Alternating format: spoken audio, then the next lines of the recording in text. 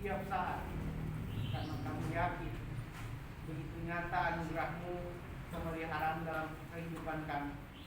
Terima kasih untuk setiap proses yang kami boleh alami. Kami semakin hari semakin dekat kepada-Mu. Tetap tuntun kami ya Tuhan, saat ini kami rindu kebenaran firman-Mu menuntun kami, biar kami tetap pada jalan-Mu, dan apa yang kami lakukan semuanya untuk kemuliaan. Dalam nama Tuhan Yesus kami berdoa dan bersyukur. Amin. Amin. Shalom. Shalom. Puji Tuhan kita bisa ketemu lagi. Tanpa terasa ini sudah bulan ketiga ya. Bulan ketiga di tahun 2003, tanggal 3. Banyak 3 ya. 2023. Artinya setelah bulan 3 akan ada bulan 4. Bagi mahasiswa, ya apalagi yang sudah mau persiapan proposal ya, sudah mulai mikir-mikir, yes, tinggal beberapa hari lagi kami selesai, beberapa tahun lagi kami selesai. Udah terlihat ujung di depan kan? Kalau udah mulai proposal, skripsi, udah terlihat ujungnya. Kalau masih yang semester 4, mau lihat ke belakang udah terlalu jauh, ke depan masih jauh. Udah terombang-ambing di tengah yang semester 4 ya. Mau mundur sayang, udah lewati 2 tahun. Mau maju kayaknya masih agak remang-remang. Di sini butuh sesuatu yang perlu supaya lebih jelas. Hari ini saya rindu kita sama-sama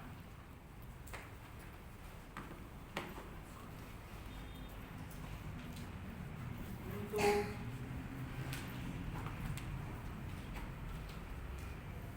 datang ke ruang terbuka. Ruang terbuka biasanya kalau orang lagi sesak nafas dia butuh ruang. Kasih ruang. Ruang yang terbuka. Pakaian kalau terlalu ketat agak dilonggarkan biar ada ruang di dirinya, di paru-parunya, butuh untuk bernafas. Ruang terbuka. Kita semua butuh ruang terbuka. Pada saat-saat tertentu ada hal-hal yang tidak bisa dilakukan di ruang terbuka, ya kan? Ruang terbuka dalam Yosua 24 ayat 14 sampai yang ke-16, apa hubungannya? Lihat aja dulu kan. Ruang terbuka, karena terkadang ruang terbuka itu mungkin sangat banyak bisa ditemukan, tapi terkadang dalam situasi tertentu sulit untuk ditemukan. Dalam Yosua pasal 24 ayat 14 sampai 16, kita tulis, bisa baca ya. Kita baca secara bergantian. Saya membaca ayat 14, Bapak Ibu Saudara semua membaca ayat yang ke-15, kemudian ayat yang ke-16 kita bacakan secara bersama-sama. Saya ayat 14, Bapak Ibu Saudara ayat 15 dan 16 kita baca sama-sama. Oleh sebab itu, takutlah akan Tuhan dan beribadalah kepadanya dengan tulus ikhlas dan setia. Jauhkanlah Allah yang kepadanya nenek moyangmu telah beribadah di seberang sungai Efrat dan di Mesir, dan beribadalah kepada Tuhan. Tetapi jika kamu anggap tidak baik untuk beribadah kepada Tuhan, pilihlah pada hari ini pada siapa kamu akan beribadah. Allah yang kepadanya nenek moyangmu beribadah di seberang sungai Efrat, atau Allah orang Amori yang negerinya kamu lihat ini. Tetapi aku dan seisi rumahku, kami akan beribadah kepada Tuhan. Sama-sama. Lalu bangsa itu menjawab, jauhlah daripada kami meninggalkan Tuhan untuk beribadah kepada Allah lain. Bapak Ibu Saudara yang terkasih, ini adalah suatu kisah dalam Alkitab yang menceritakan bagaimana Yosua, kita ketahui bersama ceritanya ketika dia dipilih Tuhan untuk melanjutkan kepemimpinan dari seniornya yang bernama Musa. Kalau ditanya kepada orang Yahudi siapa nabi terbesar, bagi mereka selalu bilang Musa. Musa itu nabi terbesar bagi orang Yahudi. Dan penerusnya itu Yosua. Kisah pemilihan Yosua juga melalui suatu momen yang sangat menarik, di mana ketika iman seorang Yosua itu bersama temannya Kaleb diuji. Ketika yang lain berkata B, sedangkan dia dan temannya tetap berkata A. B dalam arti pesimis. Waduh, mereka di sana besar-besar, gede-gede, jauh kayaknya mereka makan orang juga, ini lawan yang ada di sana. Siapalah kami yang hanya sedikit ini. Tetapi Yosua dan Kaleb melihatnya, wah di sana hasil tanahnya melimpah. Dia nggak lihat orang yang gede-gede karena dia tahu ada Tuhan yang jauh lebih besar dari setiap permasalahan mereka. Dia hanya melihat, wah di sana sangat menjanjikan. Itu prosesnya sehingga dia terpilih jadi penerus dari si Musa. Dan kemudian di bagian-bagian terakhir dalam kitab Yosua ini kayaknya dia udah mau pamitan dengan bangsa Israel. Bangsa yang dia tuntun untuk memasuki tanah Kanaan. Yang dia tuntun, yang dia pimpin berperang kemenangan demi kemenangan sehingga tanah Kanaan ditaklukkan sedikit demi sedikit, akhirnya semuanya dikuasai. Kemudian di saat-saat terakhir dia datang kepada bangsa Israel, dia ceritakan kembali kebaikan-kebaikan Tuhan. Ini loh, Tuhan itu adalah Allah yang kita sembah, Allah yang menuntun kita. Kenapa dia perlu ceritakan? Karena rata-rata dia sudah yang paling tua untuk angkatan mereka. Orang yang hidup bersamanya saat itu kemungkinan tidak lagi mengalami proses bagaimana mereka di padang gurun dipimpin oleh Tuhan. Proses bagaimana mereka memasuki tahap awal di tanah Kanaan itu mungkin orang yang ada pada waktu itu tidak pernah mengalaminya lagi. Tidak pernah. Yang mengalami mungkin bapak senior-senior mereka kan, orang tua mereka. Ini harus diceritakan lagi. Begini loh kebaikan Tuhan. Kemudian firman Tuhan ternyata itu fair, dia kasih pilihan. Tuhan sudah berbuat baik. Kita ini umat pilihannya. Kita harus menyembah Dia. Tetapi kalau kalian anggap tidak baik menyembah Dia, ya nggak usah. Jadi ada pilihan.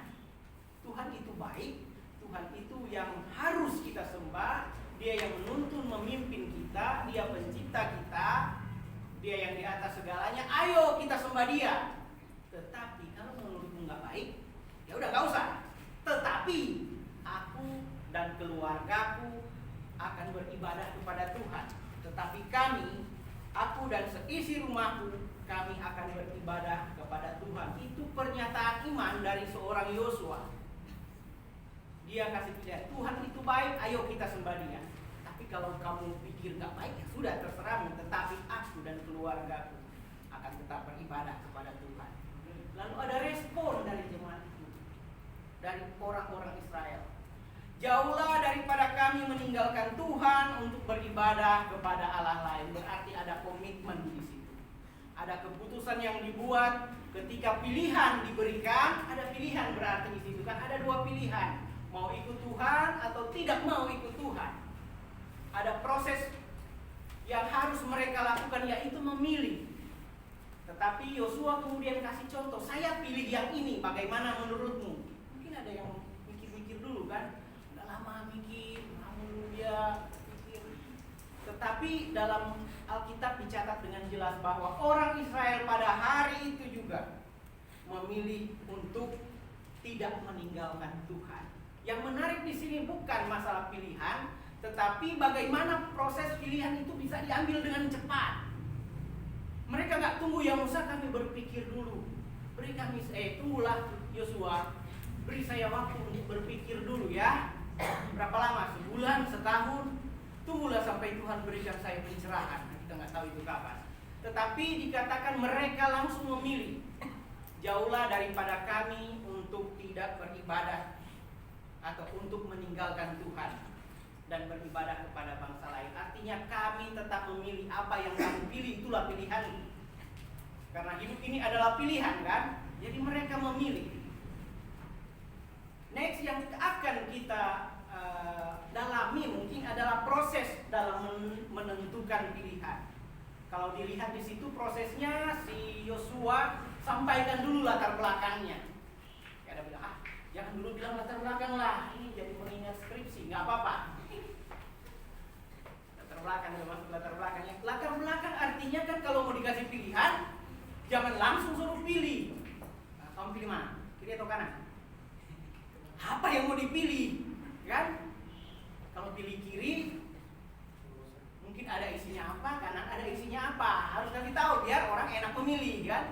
Kalau kasih pilihan tanpa latar belakang, tanpa penjelasan, apa yang mau kamu pilih? Yosua kasih latar belakangnya. Tuhan itu baik, Tuhan menuntun kalian semenjak nenek moyang kita sampai memasuki tanah perjanjian. Pilih, kalian mau ikut dia atau mau ikut ala-ala lain yang kalian taklukkan ini. Pilihannya jelas, sebenarnya mudah kan? Makanya mereka mengambil, oke, kami pilih Tuhan. Karena pilihannya mudah. Tuhan yang baik atau ini orang yang jahat ini yang kalah. Ini Tuhan yang baik ini bikin kita menang. Tuhan atau Allah yang tidak baik ini, yang palsu ini kalah. Sudah kalah ya sesat lagi, kita tidak kenal siapa itu. Jadi pilihannya mudah, mereka dengan cepat merespon kami pilih Tuhan. Tetapi bagaimana dengan proses menentukan pilihan-pilihan yang agak sulit? Mungkin pilihannya yang latar belakangnya tidak jelas. Apalagi kan kalau pilihan menentukan judul, wah itu yang mau skripsi nggak tahu, kadang nggak tahu mau pilih judul yang mana. Bukan nggak tahu pilih judul yang mana, proses memilihnya masih belum tahu, makanya kadang agak bingung. Proses menentukan pilihan yang pertama kan itu ada proses cepat. Kenapa prosesnya bisa cepat? Seperti orang Israel, karena apa? Karena mungkin pilihannya mudah. Kalau kita pilih A dapat duit 10.000, B dapat duit 500.000. Cepat banget pilihnya kan, itu nggak perlu mikir-mikir banyak. Kita langsung pilih B. Itu cepat karena pilihannya mudah. Tetapi ketika masuk di pilihan-pilihan yang agak lebih sulit kan nggak semudah itu. Misalnya pilih 100.000 atau 500.000, itu pilihan mudah. Anak kecil juga bisa pilih 500.000. Tapi kalau orang yang terlalu rasional nanti dia pilih, kalau 100.000 dapat apa? Mau ngapain? Enggak, pokoknya pilihan tanpa embel-embel. 100.000 atau 500.000, pilihannya pasti 500.000. Karena itu pilihan yang mudah. Tetapi bagaimana kalau pilihannya agak sulit? Jadi orang cepat mengambil keputusan karena mudah. Yang kedua karena jelas, nggak ada tanda bintang kecil. Karena itu hati-hati kalau buat keputusan. Kita lihat pilihannya ini kayaknya mudah. Mudah kan? Pilih mana? Beli makanan ini dapat diskon 90%. Yang ini diskonnya 10%. Oh, langsung pilih yang 50%, yang 90%. Padahal ada tanda bintang kecil di bawah, syarat dan ketentuan berlaku kan? Minimal belanja lah berapa. Itu kan harus jelas dulu baru kita bisa memilih. Jadi lihat dulu dengan jelas. Kalau sudah jelas pilihannya, kita bisa lebih cepat memilih. Yang pertama tadi pilihannya mudah. Yang kemudian jelas, kalau pilihannya sudah jelas kita bisa lebih cepat memilih. Atau pilihan yang tidak terlalu beresiko. Tidak terlalu beresiko itu bisa kita cepat memilih. Kan resikonya ya kita datang ke aula dari belakang, mau lewat pintu ini atau mau lewat pintu sana. Kita masih 10 menit lagi, itu pilihan yang gampang. Karena apa? Tidak beresiko, mau lewat pintu sana, mau lewat pintu sini, hampir tidak ada resikonya. Jadi gampang aja memilih. Kemudian karena smart, ada pilihan-pilihan yang sulit, ada pilihan-pilihan yang tidak mudah. Misalnya, kalau saya pulang kampung, misalnya ada ini pilihan yang mungkin ya real pernah terjadi. Kalau ada mahasiswa yang orang tuanya sakit atau keluarganya sakit, padahal mau ujian, itu kan pilihan yang sulit. Menurut saya sulit. Kita harus banyak pertimbangan. Kita harus banyak data dan fakta yang harus kita pertimbangkan. Itu pilihan yang sulit. Kalau kita pulang nanti kita tidak bisa ikut ujian, mengulang nanti tahun depan. Kalau kita pulang, kalau kita nggak pulang, takutnya kenapa-napa, kita tidak ada di sana. Itu kan kita sudah harus berpikir. Nah, bagaimana kalau pilihan yang sulit seperti ini? Itu kita harus, poin yang terakhir itu smart, harus pintar, harus cerdas, harus banyak pertimbangan. Itulah yang salah satu yang disampaikan oleh Yosua. Dia jelaskan latar belakangnya. Ini loh Tuhan. apa yang harus kamu pilih, dijelaskan pilihan. Kalau pilih A, kalian akan begini. Kalau pilihan B, keadaannya akan seperti ini. Mungkin itu akan mempengaruhi sesuatu, beresiko. Itulah butuh kita belajar dalam menentukan pilihan, bukan hanya secara cepat saja, tetapi harus smart, pintar, harus cerdas, harus berhikmat. Dan hikmat itu tidak datang langsung begitu saja, enggak. Itu melalui suatu proses yang namanya proses pembelajaran, proses untuk bisa menentukan pilihan-pilihan sampai ke tingkat pilihan yang sulit. Itu sehingga bisa mengambil keputusan bisa lebih cepat. Kemudian ada proses yang lebih lambat. Lebih lambat ya kebalikannya, tinggal dibalik dari proses yang cepat tadi. Pilihan kita mengambil pilihan lambat karena apa? Karena tidak mudah. Ini yang tadi kan. Tidak mudah, ini pilihan yang tidak mudah. Makanya bisa lambat, butuh proses kita mengambil keputusan tersebut. Kemudian ada keputusan apa? Pilihannya nggak jelas. Itu bisa memperlambat loh. Pilihannya nggak jelas. Jadi kita mau naik apa nih ke PGC? Metro Mini udah nggak ada, mau Grab atau Gojek? Nah itu nggak jelas. Sedangkan dana kita terbatas. Atau disuruh antar. Nah itu kan banyak proses pilihan yang kita harus berpikir. Lebih cepat yang mana? Ada urgensi tapi kita harus berpikir. Proses yang tidak jelas atau yang beresiko. Seperti yang tadi juga. Keputusan-keputusan yang beresiko kita perlu waktu. Jangan sekedar ambil keputusan. Kalau keputusan yang tidak beresiko, pilih pintu kiri atau pintu kanan, itu nggak terlalu beresiko. Paling resikonya kesandung doang, tapi kita sudah dewasa, jarang tersandung. Jadi nggak ada resikonya, bebas pilih yang mana saya, cepat. Tetapi kalau pilihannya mau pintu surga dan pintu neraka itu beda lagi kan? Di neraka katanya kalau di dunia senang-senang, di neraka susah-susah. Kalau di dunia susah-susah, di surga senang-senang. Pilihannya nggak sesimpel itu. Ada proses yang perlu kita belajar sehingga kita menyampaikan kepada orang lain itu bisa lebih baik, lebih diterima, sehingga didapatkan keputusan-keputusan yang tepat. Next, ada orang yang saya kutip dari quote dari seseorang berkata, ruang terbesar di alam semesta adalah ruang untuk meningkatkan diri dan meningkatkan manfaat diri. Ini proses yang tadi. Ketika diperhadapkan dengan suatu situasi, suasana yang sulit, yang kita harus mengambil keputusan, yang kita harus melewati proses belajar. Kalau kita sudah meningkatkan diri, banyak yang kita pelajari, seharusnya mengambil keputusan itu bisa lebih cepat. Kalau mengambil keputusan gayanya si temannya SpongeBob, siapa itu yang Patrick. Nah itu dia cuma mau pilih keluar rumah atau tidak keluar rumah, itu bisa seharian dia pilih itu kan. Ada ini ya quote-quote-nya yang begitu. Beda kalau SpongeBob kadang katanya apapun, resiko apapun harus cepat pilih, walaupun mungkin mencelakakan dia. Contoh nyata seperti contoh ilustrasi seperti itu. Tetapi ini ruang untuk mengembangkan diri kita. Disitulah kita proses belajar ketika ada ruang. Disinilah yang saya katakan kita butuh ruang yang terbuka. Ruang yang terbuka itu apa? Untuk belajar. Terkadang kita belajar, kita tidak tahu untuk apa kita belajar ini. Nanti suatu saat kita mengalami suatu masalah, oh saya sudah pernah mempelajari.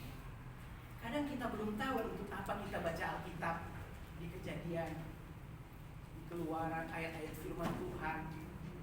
Tetapi ketika kita mengalaminya dalam situasi tersebut, baru kita menyadari, oh iya, ternyata saya sudah pernah mempelajari ini dan saya bisa membuat keputusan yang lebih cepat. Bayangkan kalau kita belum pernah mempelajari sebelumnya, kita masih harus melewati proses belajar.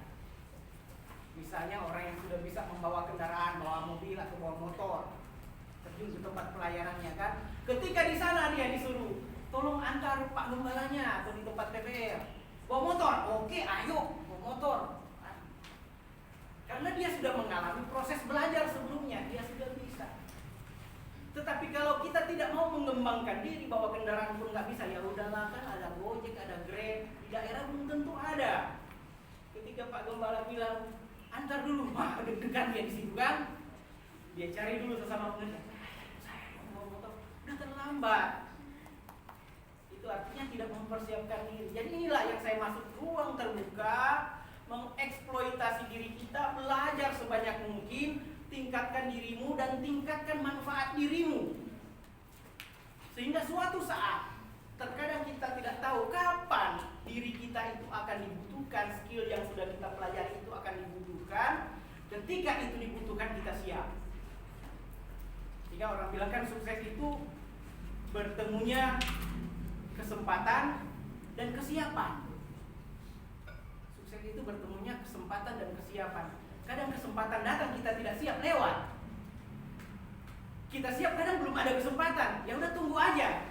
Begitu kesempatan ada, kita siap. Ayo jalan. Jadi persiapkan dirimu. Ada ruang terbuka yang kita boleh meningkatkan kapasitas diri kita. Yang belum tahu kita cari tahu. Yang belum mengerti kita cari mengerti. Mungkin kita tidak bisa langsung merasakan manfaatnya saat ini, tapi percaya suatu saat kita akan mengalami dan itu akan bermanfaat. Atau ada orang lain yang bisa kita bantu dengan apa yang sudah kita pelajari. Contoh naik motor tadi, contoh sederhana. Mungkin juga nasihat yang lain. Kenapa sih kita sudah belajar misalnya tentang filsafat, tentang psikologi, tentang bahasa Inggris? Mungkin saat ini kita belum butuh, tetapi itu merupakan kemampuan diri kita. Suatu saat kita akan sangat bersyukur, kita akan sangat berterima kasih dengan apa yang sudah kita pelajari. Amin. Pilihan yang kita ambil itu menunjukkan siapa diri kita. Apa yang kita lakukan, apa yang kita pilih hari ini itu menentukan masa depan kita. Bukankah Alkitab terdiri dari pilihan-pilihan yang ada yang baik, ada yang tidak baik? Bagaimana pilihan seorang Rahab yang di tembok kota Yeriko itu? Mungkin dia belum melihat apa yang ada di belakang, tetapi dia berpikir ini baik menyembunyikan. Salah satunya si Yosua ini. Bukan, itu yang diutus Yosua ya ke Yeriko. Dia mungkin belum berpikir, tetapi dia menyembunyikan tindakan iman. Dan itu bermanfaat di kemudian hari ternyata. Pilihan yang sederhana, beresiko, tetapi kemudian itu menyelamatkan dia dan keluarganya. Saatnya kita saat ini, mari merenungkan apa yang bisa kita tingkatkan dalam diri kita. Kita punya ruang terbesar untuk kita belajar. Ruang terbesar di semesta ini untuk kita belajar. Tingkatkan diri kita, tingkatkan kemampuan kita, tingkatkan manfaat diri kita. Kita bermanfaat nggak bagi orang lain? Kita bisa berbuat sesuatu nggak bagi orang lain? Atau kita hanya egois yang buat diri kita aja? Itu yang menjadi perlindungan kita. Pilihan yang tidak tepat, next, selalu pilihan yang tepat tidak selalu menyenangkan semua pihak. Kita memilih ada resikonya. Terkadang pilihan tidak harus menyenangkan semua pihak, tetapi ada satu poin, kita harus tetap mengambil pilihan tersebut. Ada orang yang bilang kan, hidup kita bukan hanya untuk menyenangkan orang atau membuat orang enak, nggak bisa. Ini ada, nggak enak saya sama dia, nggak enak sama ini, nggak apa-apa. Kita tidak diciptakan untuk membuat enak semua orang, tetapi kita diciptakan untuk menunjukkan apa yang menjadi tujuan hidup kita. Pilihan yang tepat membawa kita ke tempat yang tepat. Terkadang kita belum tahu kemana tujuannya, tetapi jika kita rasa itu tepat, menurut firman itu tepat, itulah yang namanya tindakan iman. Kita belum tahu, tetapi kita sudah berjalan, tapi kita yakin ini benar. Itulah yang namanya iman. Terkadang iman itu sangat dibutuhkan untuk menjawab hal-hal yang buram di depan kita. Kita perlu bertindak dengan iman. Sehingga yang terakhir, satu komitmen. Tetapi aku dan seisi rumahku, kami akan beribadah kepada Tuhan. Dengan segala keputusan yang kemungkinan akan kita buat, satu tujuannya menyenangkan Tuhan. Dengan cara apa menyenangkan Tuhan? Menuruti firman-Mu, apa yang menjadi kehendak Tuhan, lakukan itu. Ketika dihadapkan dengan pilihan, selalu tarik ini kira-kira menyenangkan Tuhan atau tidak. Selalu pilihannya kita runut sampai ke ujungnya, ini menyenangkan Tuhan atau tidak, ini sesuai dengan firman Tuhan atau tidak. Kalau tidak, kita sudah belajar. Amin firman Tuhan. Amin. Tuhan memberkati. Mari kita berdoa. Terima kasih Tuhan untuk hari ini. Engkau kembali mengingatkan kami betapa kami harus hidup sesuai dengan jalan Tuhan. Engkau memberikan kami pilihan Tuhan, tapi kami yakin dan percaya memilih Engkau bukanlah kesia-siaan. Memilih Engkau adalah suatu keuntungan. Memilih Engkau adalah hidup kami, sehingga kami memilih hidup. Terima kasih ya Tuhan, biarlah melalui firman ini kami boleh dikuatkan, dan ketika kami sudah kuat, kami boleh menguatkan sesama kami. Ini doa kami dalam nama Tuhan Yesus Kristus kami berdoa. Amin. Amin.